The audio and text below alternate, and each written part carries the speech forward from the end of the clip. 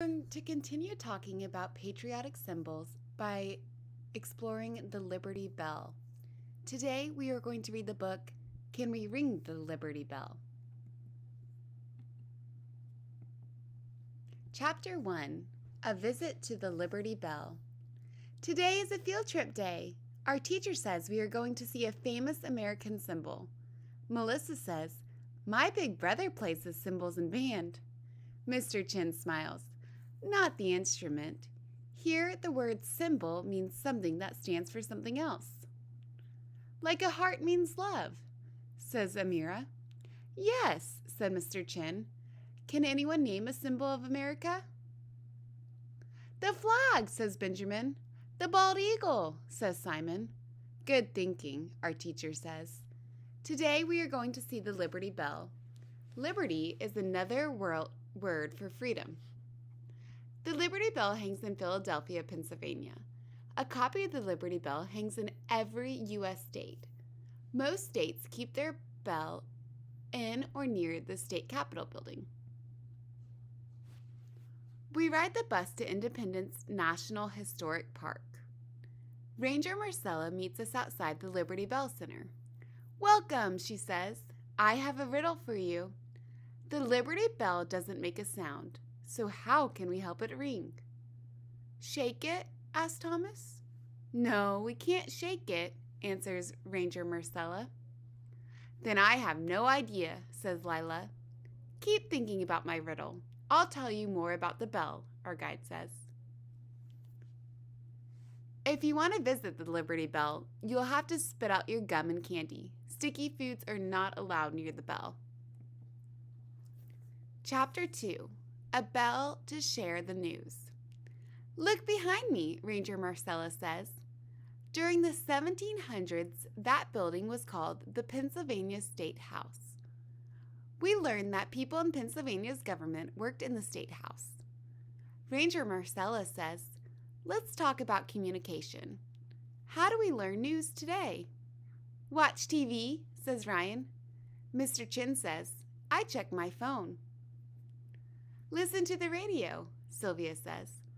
Our guide asks, did people have phones, radios, or TVs in the 1700s? What do you think? Do you think people had radios, phones, or TVs? The 1700s was more than 300 years ago. No, we all say. We learned that the bell rang to tell people there was news. Then people went to the State House to find out what was happening. It took 19 years to build the Pennsylvania State House. That's because the government kept running out of money to pay workers to build it. We follow our guide into the museum inside the Liberty Bell Center. She tells us that the State House needed a new bell in 1751. Workers in England made a bell that year, Ranger Marcella says.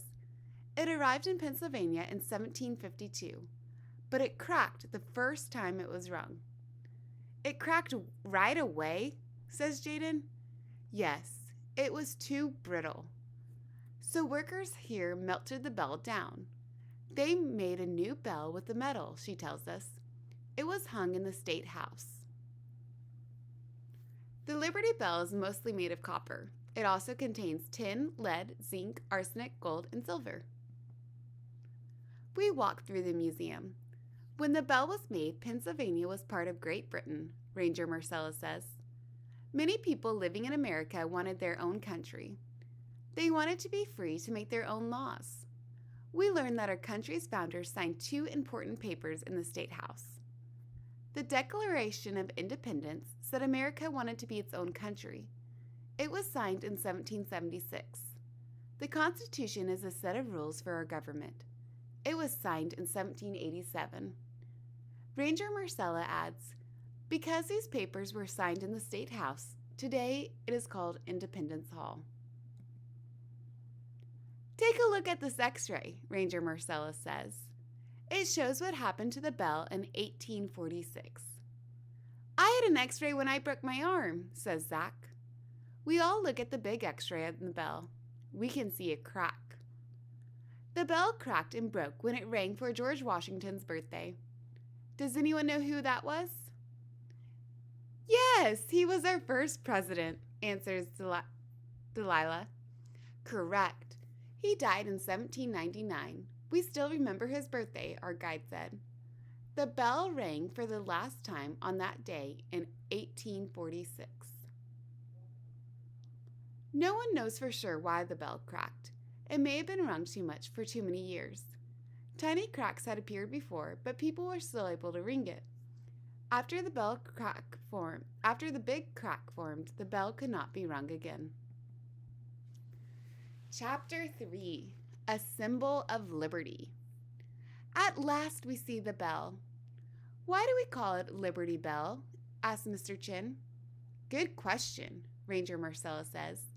Look closely at the top. I see the word liberty right there, says Nicholas. Yes, our guide says. It says proclaim liberty. Proclaim means to tell everyone about something. So proclaim liberty means to tell everyone about freedom. We learned that people began calling the bell the Liberty Bell in the 1830s. Chapter 4: Ringing for Freedom. Can we ring the Liberty Bell? Asked Diana.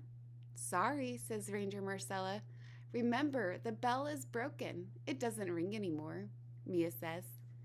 But your riddle said we can help it ring. How can we ring a bell that doesn't work anymore? Ranger Marcella says, we ring the bell by being fair to everyone.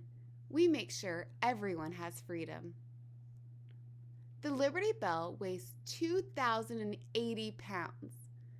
That is as much as 260 gallons of milk. It is almost 4 feet wide and 3 feet tall. Our field trip is almost over. What do we say to our guide? Mr. Chin asks. Thank you, Ranger Marcella, we say together. Back at school, we hear the bell ring at the end of the day. The bell rings for your freedom from school, our teacher jokes. We all run around the playground. It's good to be free. Every year, relatives of the country's founders tap the Liberty Bell on July 4th. People also tap the bell in January on Martin Luther King Day. They do this to honor King's work for freedom for all people. The end. All right, now that we finished this book, I want you to think about why the bell was first used and why it became a symbol. What does it stand for?